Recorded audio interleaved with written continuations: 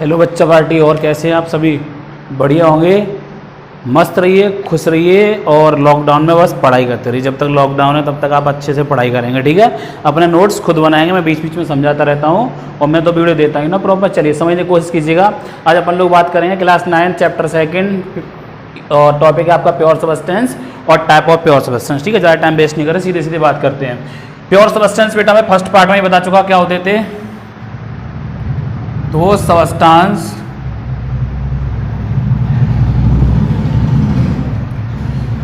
which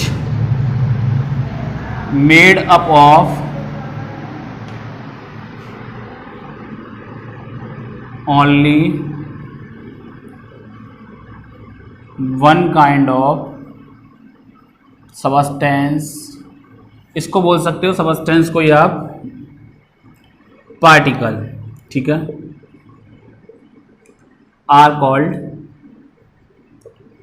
pure substance, ठीक है? उसके बाद मिक्सचर की बात कर रही थी तो वहां पर मैं फर्स्ट पार्ट में बहुत डिटेल में बता चुका हूं प्योर सबस्टेंस के अलावा भी, तो उसको जरूर देखिएगा। लिंक आपको डिस्क्रिप्शन बॉक्स में दे दूंगा मैं, ठीक है? अब बात करते हैं टाइप्स की, ठीक है? टाइप्स ऑफ प्योर सबस्टेंस देखो जरा। On the basis of chemical composition,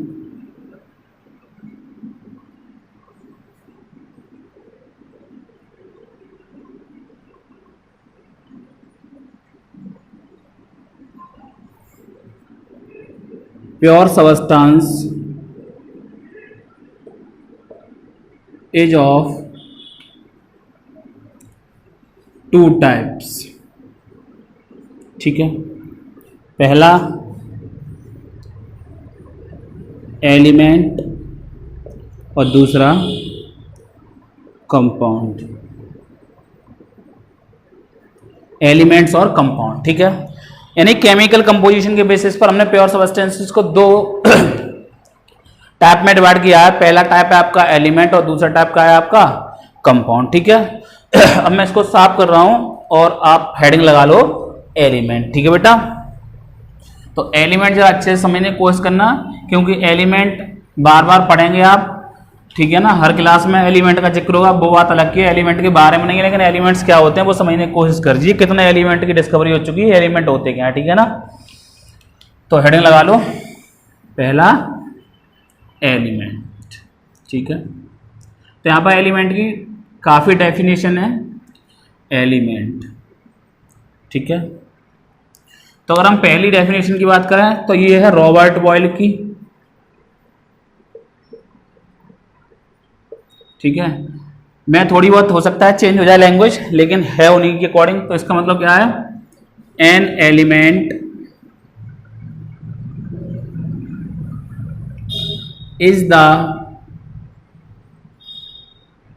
basic form of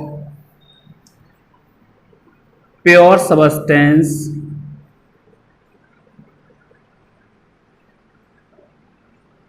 which cannot broken down into two or more simpler substance, या और cannot form by the combination of two or more substance। जब टूट नहीं सकती तो बन भी नहीं सकती। तो ये तो है रॉबर्ट बॉयल की, भाई लंबी सी है लेकिन लैंग्वेज बहुत आसान कर दी, आपको याद हो जाएगी, ठीक है? दूसरी डेफिनेशन समझिए जरा, वो सबके अकॉर्डिंग है। तो an element is the pure substance which is made by only made by only one kind of atom. ठीक है, कैसे? एग्जाम्पल समझिए। एलिमेंट के बारे में बहुत बात करेंगे, ठीक है ना। एग्जाम्पल समझिए। नाइट्रोजन, ठीक है, चलो मैं पूरा लिख दे रहा हूं सिंबल ब्रैकेट में। Nitrogen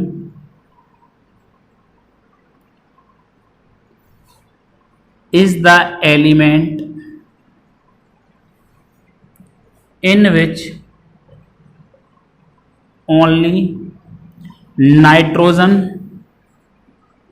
atoms are present। बताइए, नाइट्रोजन के एलिमेंट में केवल नाइट्रोजन के ही तो एटम होंगे। अब आप भाई ये कहो कि नाइट्रोजन के एलिमेंट में ऑक्सीजन के एटम मिल जाए, तो ऐसा तो नहीं है। तो ये एक एग्जांपल मैंने इसलिए लिख दिया। आप इस पर चाहें तो किसी का भी एग्जांपल रिप्रेजेंट कर सकते हैं, बिल्कुल सेम आप लैंग्वेज रखेंगे, लैंग्वेज में कोई भी चेंज आप लोग नहीं करेंगे। ठीक है बेटा, चलिए अब मैं बात करता हूं नेक्स्ट कि एलिमेंट कितने टाइप में डिवाइड किए गए। ठीक है ना, तो स्क्रीनशॉट वगैरह ले लिया करो, काफी टाइम दे देता हूं मैं। और साथ के साथ लिखना चाहो तो साथ के साथ लिख सकते हो। ठीक है, नोट्स बनाते रहो अच्छे से, और वीडियो को 2 बार देख लिया करो, कोई दिक्कत नहीं है। डाउनलोड कर लिया करो अगर आपको ये लगता है कि नेट खर्च हो रहा है।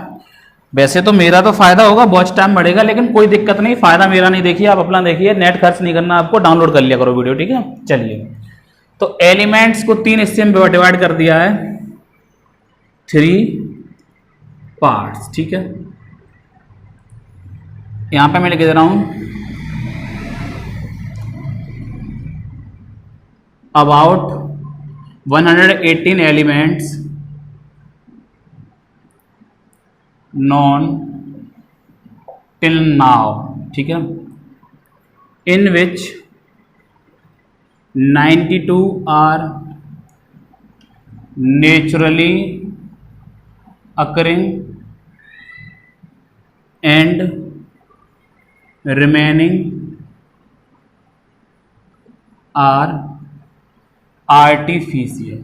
ठीक है, तो आर्टिफिशियल एलिमेंट की मैं आपको कविता दे दूंगा नेक्स्ट वीडियो में, अभी नहीं दे रहा क्योंकि फिर बसड़ हो जाती है। ठीक है ना, तो नेक्स्ट वीडियो में कविता दूंगा केवल आर्टिफिशियल एलिमेंट की, कि कौन कौन से एलिमेंट्स आर्टिफिशियल हैं, उनकी पोएम से आप लर्न कर लेना, परेशान नहीं होना। ठीक है, चलिए तो मैं बता दे रहा हूं, फर्स्ट आर्टिफिशियल एलिमेंट जो है वो है आपका फर्स्ट आर्टिफिशियल एलिमेंट जो है आपका वो है बेटा 43 टेक्नीशियम, और दूसरा है 61 प्रोमीथियम, ये आपका सेकंड। ठीक है, पोएम अगर उसकी थोड़ी सी हिंट दे रहा हूं, झलक दे रहे हैं। टीकमचंद प्रधान नहाने पहुंचा America, come back California, state famous Madrona लिंकर। ठीक है, तो ये उसकी पोएम रखने वाले हैं। पोएम नेक्स्ट वीडियो में मिलेगी, बाकी मैंने सुना दिया आपको।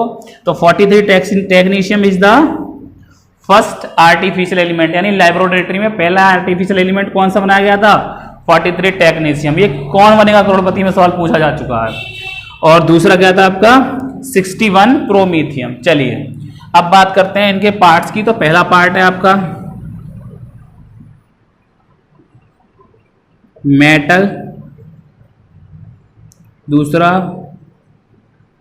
मेटलॉइड्स, और तीसरा non metal.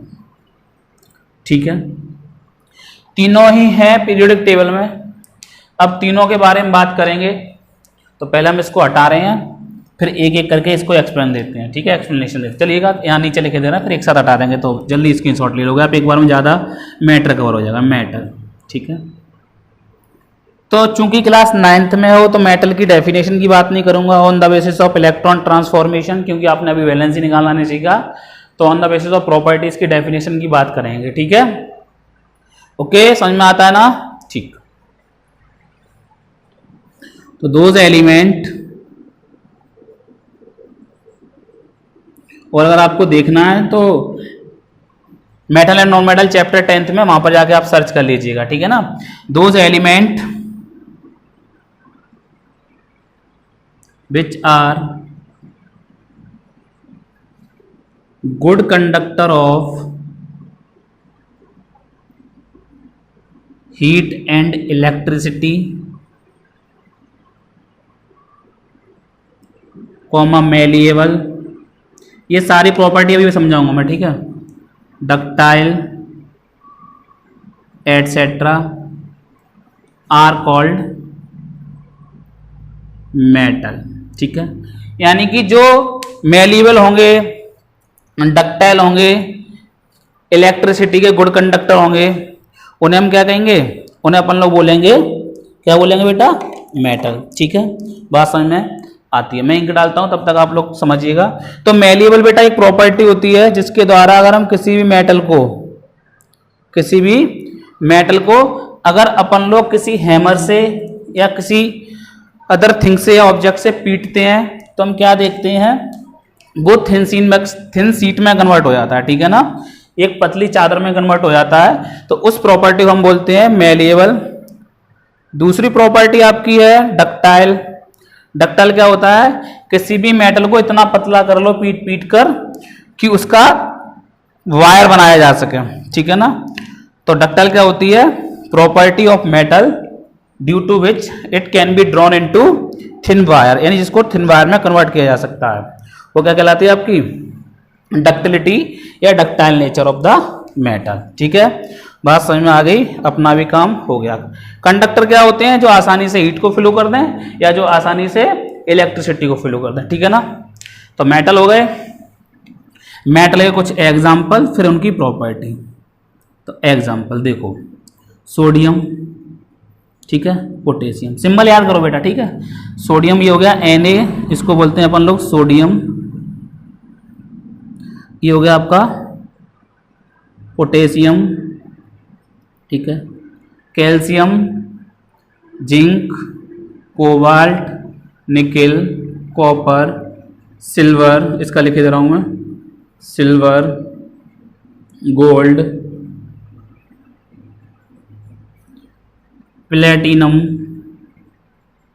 Etcetera, all these are metals. ये सभी क्या मेटल्स हैं, ढेर सारे एग्जाम्पल हैं बट इतने आपके लिए पर्याप्त हैं समझने के लिए, ठीक है। बाकी पीरियोडिक टेबल लर्न करो तो वहां पर आपको पता चल जाएंगे कौन कौन से मेटल है। अभी मैं पीरियोडिक टेबल बता दूंगा, टी शर्ट नहीं है पीरियोडिक टेबल वाली, फिर भी मैं समझा दूंगा आपको कि मेटल और नॉन मेटल के बीच में कौन आता है और मेटल कहाँ पाए जाते हैं और नॉन मेटल कहाँ पाए जाते हैं, ठीक है ना।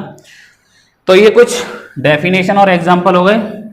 अब बात करते हैं प्रॉपर्टीज ऑफ मेटल, ठीक है बेटा। चलिए हेडिंग लगाओ, properties of metal.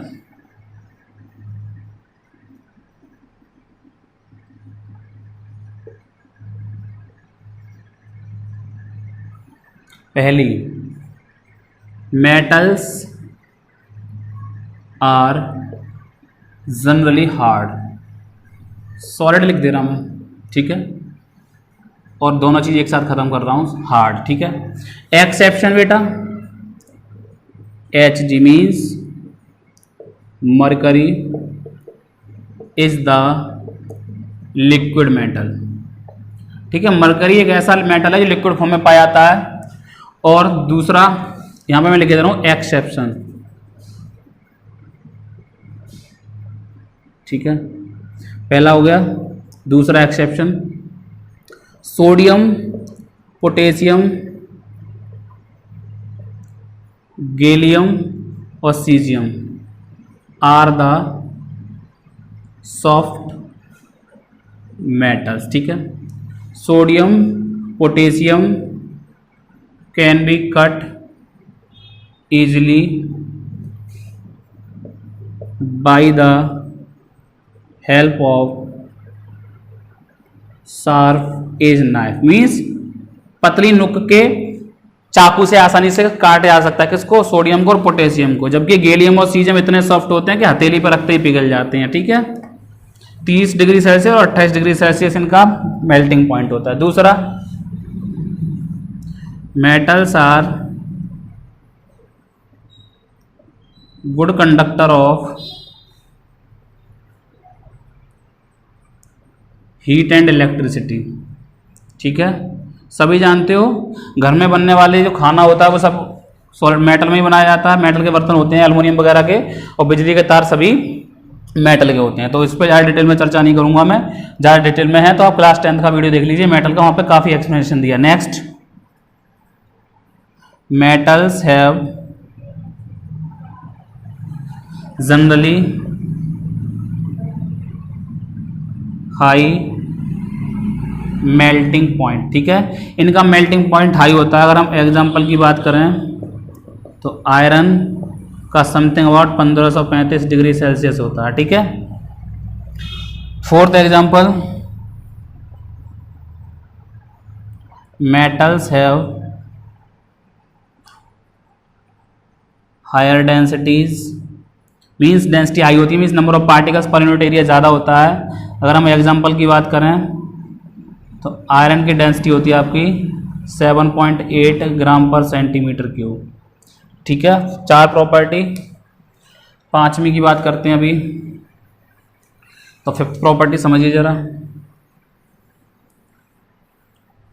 Fifth important property है, ठीक है। फिफ्थ और सिक्स्थ इंपॉर्टेंट लेके चलेंगे। Fifth, metals are malleable. क्या होता है? When they are beaten by hammer, या एनी थिंग बोल सकते हैं आप, जो भी स्ट्रॉन्ग हो, hammer, then they convert into thin sheet, ठीक है। तो काफ़ी चादरें देखी होंगी आपने मेटल की, इतनी पतली सीट हो जाती है कि सिल्वर आपने देखा हो, बर्फी वगैरह होते हैं जो आपके सीट्स होते हैं उनके ऊपर लगा हुआ आता है। या मैंने एग्जांपल दिया था बजरंगबली महाराज जी का, तो जो बजरंगबली महाराज जी होते हैं उन पर वो कलर चढ़ाया था, उसके ऊपर से चिपका दिया था, वो क्या होता है आपका सिल्वर फॉइल ही तो होती है। या एल्यूमिनियम फॉइल की बात करें तो आप लोग एल्यूमिनियम फॉइल से तो काफ़ी वाकिफ होंगे, खाना वगैरह पैक करके ले जाते हैं स्कूल में, या सिगरेट जो भी होती है आपका वो भी पैक होकर आता है, चॉकलेट वगैरह काफ़ी चीज़ें हैं जो पैक होकर आती है वहाँ पर, ठीक है ना। Next, metals are ductile in nature. ये भी इंपॉर्टेंट प्रॉपर्टी है आपकी, क्योंकि यहाँ से क्वेश्चन बनता है आपके यहाँ। नई चीज़ें हैं तो लोग सोचते हैं कठिन है तो दे दो, बट कठिन कठिन कुछ नहीं है। Means the property due to which metal drawn into thin wire, ठीक है। तो ये 6 प्रॉपर्टी हो गई। सेवंथ देखिए,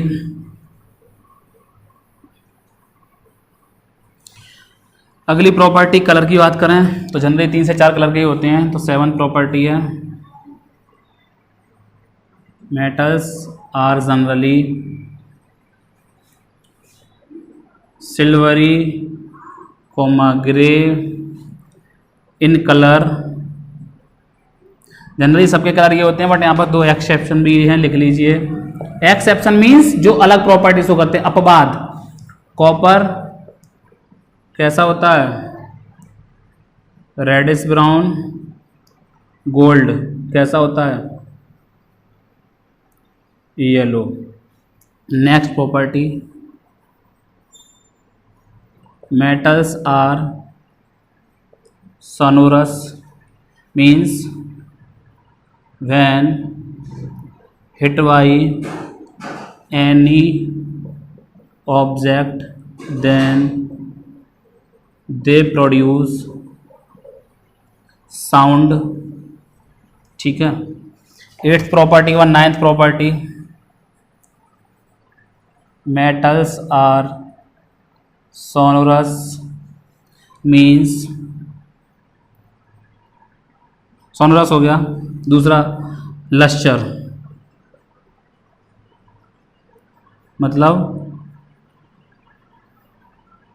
लश्चर और कैन बी पॉलिश्ड, मीन्स बेटा जब इन पर लाइट फॉल्स होती है तो ये लाइट को आसानी से रिफ्लेक्ट कर देता है। तो वेस्ट रिफ्लेक्टर ऑफ लाइट क्या है आपका? सिल्वर, ठीक है ना। ये आपकी मेटल की 9 प्रॉपर्टी हो गई बेटा। तो इन 9 प्रॉपर्टी को लर्न कर लीजिएगा काफ़ी अच्छे तरीके से, ठीक है। चलिएगा, तो ये यहाँ तक समझ में आपके आता है, ठीक है ना। मेटल के बारे में यहाँ तक समझ में आ गया होगा सभी के। ओके, चलो साफ करें इसको, ठीक। अब बात किसकी होगी?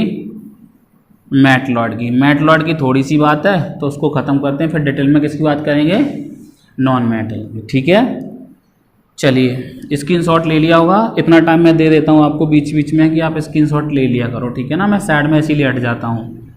चलिए देखो,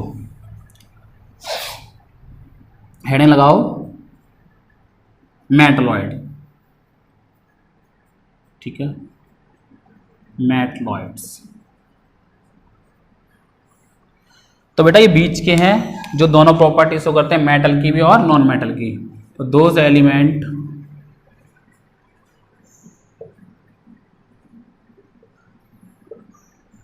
which shows the intermediate property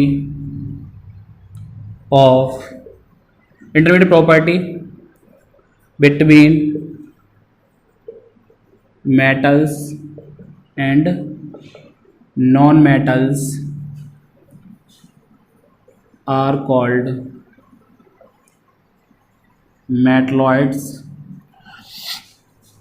example metalloid के कविता दिए दे रहा हूं, लर्न कर लेना।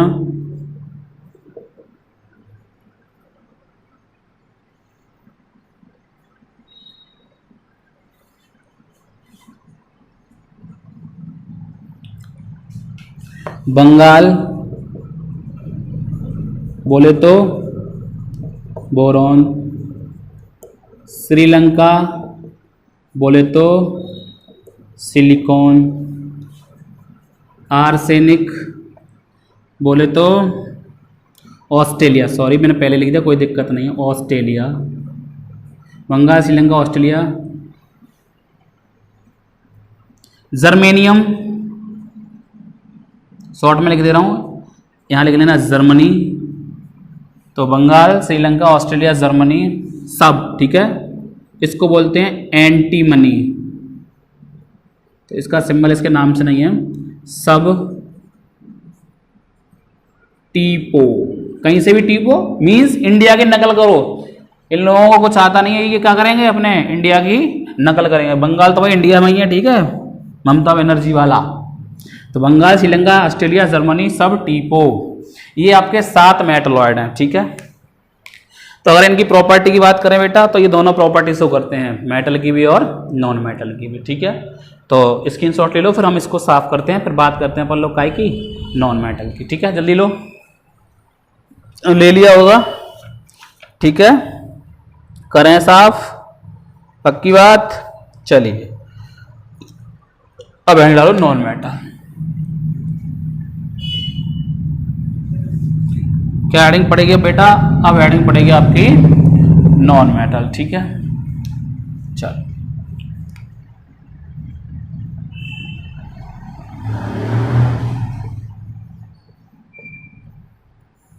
तो those element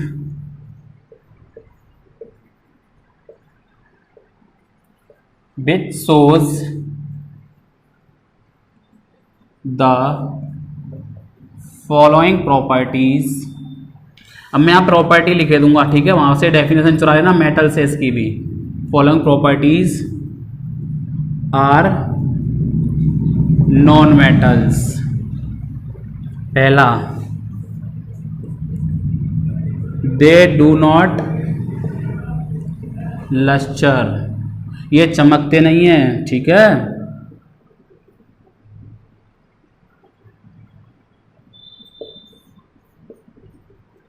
they do not sonorous in nature, means ये साउंड भी प्रोड्यूस नहीं करते, लेकिन लस्टर में एक एक्सेप्शन लिख लेना, क्योंकि लोग बात को पकड़ते ज़्यादा हैं, समझने की कोशिश नहीं करते कि 9th की बात चल रही है, पकड़ के बैठे जाएंगे, अरे सब तो नहीं, एक तो चमकता है। तो लस्टर में कौन सा है आपका, आयोडीन, तो आयोडीन चमकता है, ठीक है बच्चा। तीसरा, they have low melting point and boiling point, means इनके मेल्टिंग पॉइंट बॉइलिंग पॉइंट हो सकते हैं, ठीक है। They are found in all the three states means solid, liquid, gas. ठीक है, सॉलिड आपके 10 नॉन मेटल कैसे हैं, 10 नॉन मेटल आपके सॉलिड हैं, एक लिक्विड है, इसका मैं नाम लिख के दे रहा हूं ब्रोमीन। तो ब्रोमीन आपका कैसा है बेटा, ब्रोमीन आपका लिक्विड है, बाकी 10 सॉलिड हैं, और 11 आपके कैसे हैं, बचे हुए 11 आपके गैस हैं। जैसे इनको लिख दें, चलो आज 11 भी नाम लिख दे रहे, hydrogen, oxygen, nitrogen, chlorine, fluorine, और क्या है नोबल गैस। ठीक है, तो नोबल गैस में कौन कौन सी आती हैं, हेलिना, निगीना और करीना, जिनकी रीना। तो देखो गिनो, 1 2 3 4 5 6 7 8 9 10 11। तो ये 11 कैसे हैं आपके नॉन मेटल, ये 11 नॉन मेटल आपके गैसियस स्टेट में है। ठीक है, स्क्रीनशॉट ले लो, फिर अगली प्रॉपर्टी की बात करेंगे नेक्स्ट की। ठीक है, ले लिया होएगा, चलो next.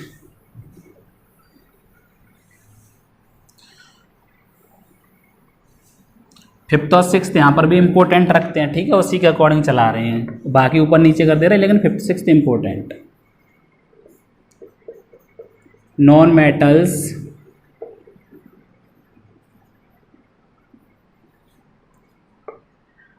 Non metal does not malleable. ठीक है, मीन्स ये मैलिएबल नहीं होते। नेक्स्ट इंपॉर्टेंट है, they do not ductile in nature, means इनको क्या कर सकते हो आप, तार में कन्वर्ट नहीं कर सकते। ठीक है, जब मेलिएबल नहीं है, डक्टाइल नहीं है, तो इन दोनों प्रॉपर्टी से एक अगली प्रॉपर्टी में बता दे रहा हूं आपको, 7th, non metals are brittle in nature, means brittleness होती है इनके पास, मतलब means when they are strongly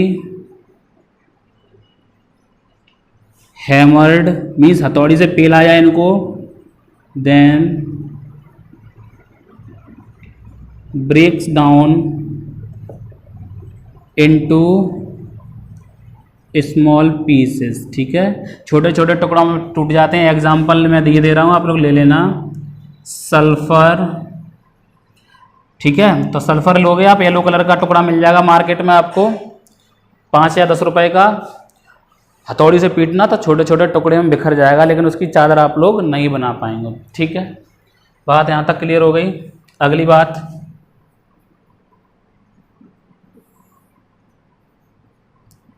non metals are generally soft. ठीक है बेटा, यहां पर मैं एक्सेप्शन नहीं दे रहा, अगर आपको एक्सेप्शन है तो मेटल नॉन मेटल की वीडियो नंबर 2 क्लास 10th पर जाइए, विजिट कीजिएगा, समझिए वहां से। ठीक है, तो ये आपकी कितनी हो गई, 8। 9th प्रॉपर्टी देखिए, 9वीं प्रॉपर्टी क्या है आपकी,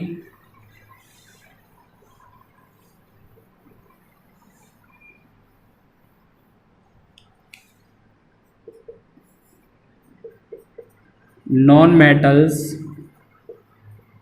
have low density, एग्जाम्पल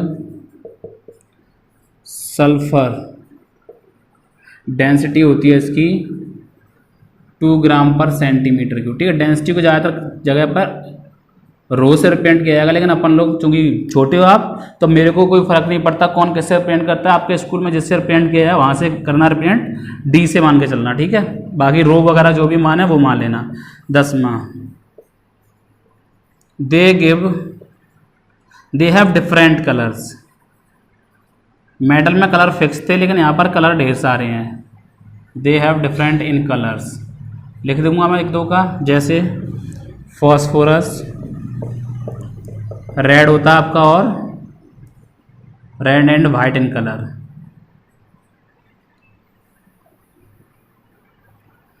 उसके बाद आपका सल्फर, ये आपका होता है येलो। ब्रोमीन जो कि मैंने आपको लिक्विड बताया था, सिंबल है Br, ये होता है आपका ब्राउन कलर का। क्लोरीन Cl, ये ग्रीनिश येलो कलर की गैस होती है, ठीक है। ऑक्सीजन एंड हाइड्रोजन, ये आपके कलरलेस होते हैं। तो ये आपके एलिमेंट्स हो गए। क्या हो गए आपके बेटा? एलिमेंट्स हो गए, और उनकी कुछ प्रॉपर्टी मैंने आपको बता दी, ठीक है। बात यहाँ तक आपके सभी के क्लियर हो गई होगी, ठीक है ना। तो इसका भी आप स्क्रीनशॉट ले लीजिएगा अच्छे से।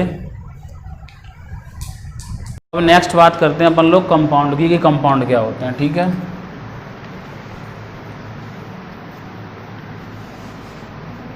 कंपाउंड का थोड़ा फास्ट पढ़ाऊंगा मैं, क्योंकि फिर वीडियो बहुत लंबा हो जाता है आपका। कंपाउंड, ठीक है, मीन्स जो प्योर सबस्टेंस है लेकिन मेडअप होता है दो या दो से अधिक एलिमेंट के केमिकली कॉम्बिनेशन से, ठीक है। तो मैं लिखे दे रहा हूँ, ए compound is the pure substance which is made up of two or more element when combined chemically in the fixed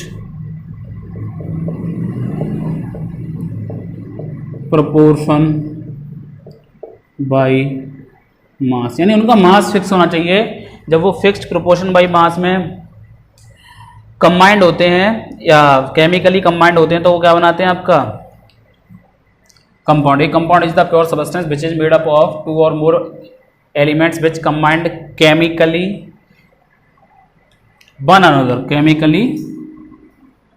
one another in the fixed proportion by mass। Example बेटा H2O, ठीक है, समझिएगा। अगर मैं यहाँ पर बात करूँ तो समझने की कोशिश कीजिएगा हमेशा।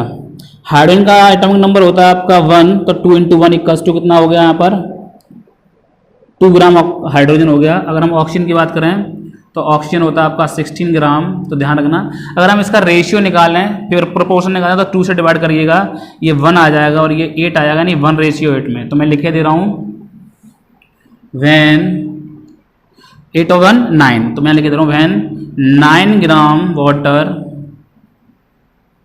डिकम्पोज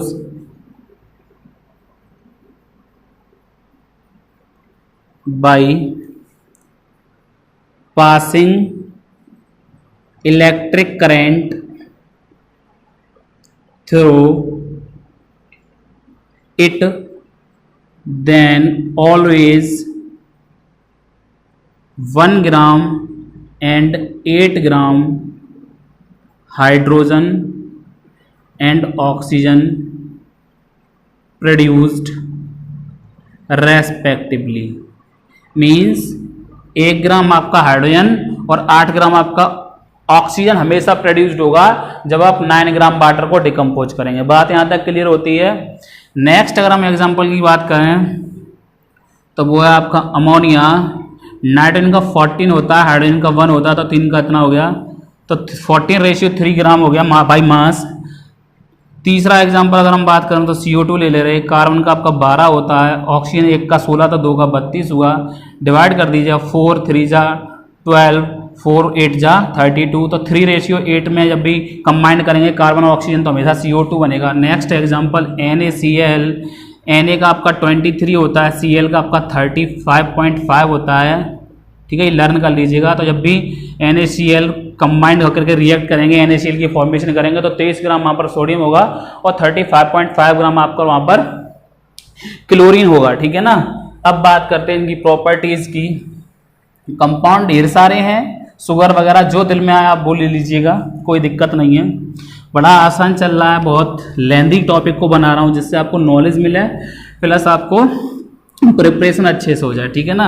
अगर वीडियो बढ़ जाता है एक दो तो कोई दिक्कत नहीं है, लेकिन आपकी प्रिपरेशन अच्छे से हो जानी चाहिए, क्योंकि अगर आप 10 प्रॉपर्टी बेटा याद करते हैं और एग्जामिनेशन में अगर आपको 4 प्रॉपर्टी पूछी जाती हैं तो आप 4 प्रॉपर्टी सॉलिड आसान से लिखाएंगे, कितनी प्रॉपर्टी भूलेंगे? 1 2 3, तब भी आप 10 में से 7 प्रॉपर्टी तो लर्न करके जाओगे ना।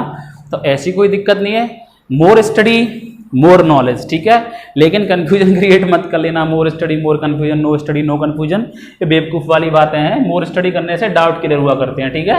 अब हम खड़े हैं तो हमसे डाउट पूछिएगा, कोई दिक्कत वाली बात नहीं है। नेक्स्ट है हेडिंग आपकी properties of compound.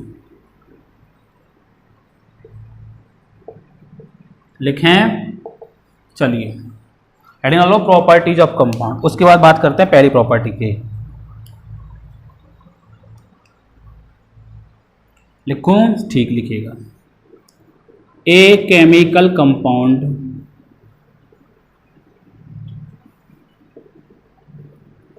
Can be formed by the chemical combination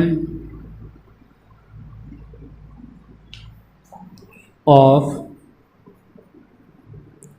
2 or more element in the fixed proportion by mass। ठीक है। एग्जाम्पल जो मैंने दिए थे वही अपनी प्रॉपर्टी लिखवा रहा, तो फिर से डेफिनेशन रिपीट हो गई। H2O हार्डन रेशियो ऑक्सीजन 1:8 लिख लीजिएगा। दूसरी प्रॉपर्टी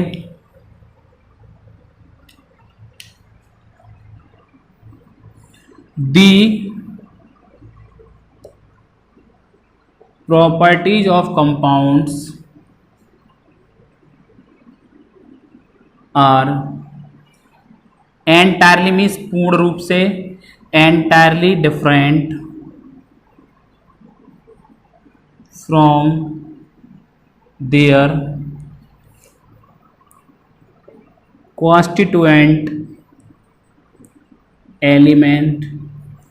example H2O, पानी और sugar means C12H22O11, salt common NaCl। अब मैं कुछ जनरल सी बात करूंगा। जब आप पानी पीते तो आप कहते हैं देखो भाई ऑक्सीजन जा रही है ना, देखो भाई हाइड्रोजन जा रही है, ऐसा नहीं होता ना। मींस H2O की हाइड्रोजन की प्रॉपर्टी अलग है, ऑक्सीजन की प्रॉपर्टी अलग है, लेकिन उनसे बनने वाला कंपाउंड जो आपका वाटर उसकी प्रॉपर्टी एंटायरली डिफरेंट है भाई दोनों से। शुगर क्या आप कहते हैं देखो मम्मी मैंने 12 चीनी खा ली, वो 12 कार्बन खा लिए और 22 हाइड्रोजन खा लिए या 11 ऑक्सीजन खा लिए, ऐसा कुछ नहीं कहते आप भाई। तो मीन्स प्रॉपर्टी अलग है। सॉल्ट देखो सोडियम जा रहा है मेरे मुंह में अभी, फिर क्लोरीन जाएगा, ऐसा होता है कभी? नहीं होता ना। तो ये केमिकली कंबाइंड करते हैं और इनकी कंपाउंड्स की जो प्रॉपर्टी होती है वो इनके कॉन्स्टिट्यूएंट से कैसी होती हैं? Entirely different. एक और एग्जांपल लिख लो, C6H12O6 ये ग्लूकोज का है। ठीक है। और लिख लो NH2CONH2 ये यूरिया का है। मीन्स इसलिए लिख दे रहा हूँ कि आप ज़्यादा से ज़्यादा कंपाउंड याद कर लीजिएगा तो आपके लिए हेल्पफुल हो जाएंगे। और लिख लीजिए जो आपके क्लास 9th में इंट्रोड्यूस है शायद, CH3COCH3, इसको एसीटोन कहते हैं। ठीक है। वैसे इसका नाम प्रोपेनॉन है। क्या है? Propanone. This is IUPAC name और दिस इज कॉमन नेम। तो IUPAC अभी जानते नहीं, बस याद कर लो, एसीटोन कहते हैं इसको। ठीक है। ये 9th क्लास में है आपके में। तो ये 2 प्रॉपर्टी का स्क्रीनशॉट लो, फिर थर्ड प्रॉपर्टी की बात करते हैं। थर्ड प्रॉपर्टी लिख रहा हूं मैं,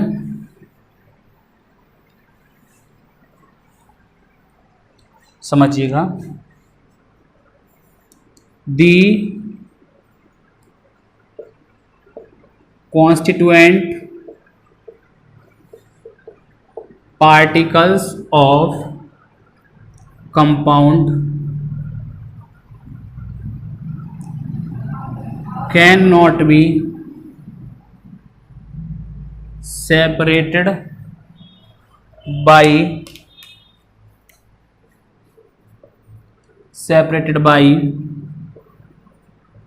मैकेनिकल और फिजिकल मेथड। मीन्स अगर मैं आपसे कहूँ NaCl कि NaCl सॉल्ट में से सोडियम को अलग कर दो, क्लोरीन को अलग कर दो, तो सुबह से हो जाएगी शाम और शाम से हो जाएगी रात और रात से हो जाएगी फिर सुबह। तुम प्यार करते रहोगे लेकिन सोडियम और क्लोरीन को अलग नहीं कर पाओगे, ठीक है। तो जनरल मेथड से इनको अलग नहीं कर सकते हैं। ऐसे ही H2O हाइड्रोजन को ऑक्सीजन को अलग नहीं कर सकते। बड़ी क्लास में पहुंच जाओगे तो हम यहाँ पर भी इलेक्ट्रिसिटी से अलग करेंगे 10th में, और यहाँ पर भी अलग करेंगे, तो अभी बात नहीं कर रहे बड़ी क्लास की, ठीक है। 3 प्रॉपर्टी के बाद अगली प्रॉपर्टी समझने की कोशिश कीजिएगा बेटा, वो भी इंपॉर्टेंट है। तो मिक्सचर पढ़ चुके हैं तो मैं लिख दूँ अगर, तो वो शायद लिख दे रहा हूँ, the compounds are the homogeneous mixture. Means इनमें रेशियो फिक्स रहता है, कॉन्स्टिट्यूएंट पार्टिकल की composition throughout the mixture same रहती है, होमोजीनियस मिक्सचर, ठीक है। यानी कहीं से भी आप उठा के देख लीजिएगा, कंपोजिशन कैसी रहने वाली होगी इनकी, सेम रहने वाली होगी। मिक्सचर का मेल्टिंग पॉइंट और बॉइलिंग पॉइंट अलग अलग होता था, लेकिन they have fixed melting and boiling point. The compounds have fixed melting point and boiling point। example, melting point of ice equals to 0 degree Celsius, ठीक है। चलिए फिर वो आयरन तो आपका मेटल हो जाएगा, तो आइस का जो मेल्टिंग पॉइंट है वो आपका 0 डिग्री सेल्सियस है। तो ये कुछ प्रॉपर्टी थी। एक प्रॉपर्टी और है तो उसको समझ लीजिए ज़रा, कि जब भी कंपाउंड की फॉर्मेशन होती है तो जो एनर्जी का अकम्पनीशन होता है, मीन्स चेंज ऑफ एनर्जी होता है। किसी भी कंपाउंड के फॉर्मेशन में एनर्जी का चेंज होता है। तो चलो लिख दे रहे हैं, यहाँ पे लिख दे रहा हूँ मैं, ठीक है। Next property 6, in the formation of chemical compound the energy में बी एब्जॉर्ब्ड और रिलीज्ड, ठीक है। यानी किसी भी कंपाउंड की फॉर्मेशन में एनर्जी रिलीज भी हो सकती है और एब्जॉर्ब भी हो सकती है। Example, when iron and sulphur मैं एग्जांपल वही ले रहा हूं जो आपके सिलेबस में, sulphur heated then iron sulfide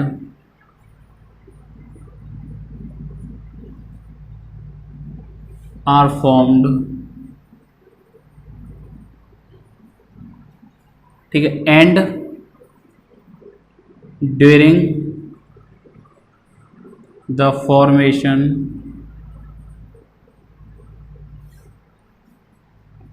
lots of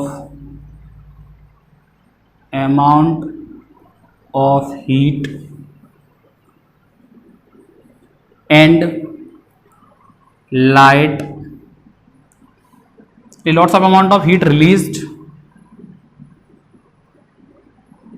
and light is shown, दिखाई देती है, ठीक है। Light is shown. तो ये 6 प्रॉपर्टी हैं। रट्टा मारो तो रट लेना, वैसे बहुत आसान है, लैंग्वेज में लिखवाई हैं, समझ में आ गई होंगी, ठीक है। तो केमिकली फॉर्म्ड हो रहे हैं तो केमिकल कंपाउंड कह देते हैं। पढ़ते रहिए हैं, नोट्स बनाते रहिए। बस एक बात बोलता हूँ, चेहरे पे हमेशा मुस्कान रखिए, खुश रहिए, पेरेंट्स को खुश रखिए।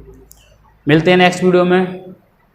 Good bye, all the best, खुश रहो हमेशा।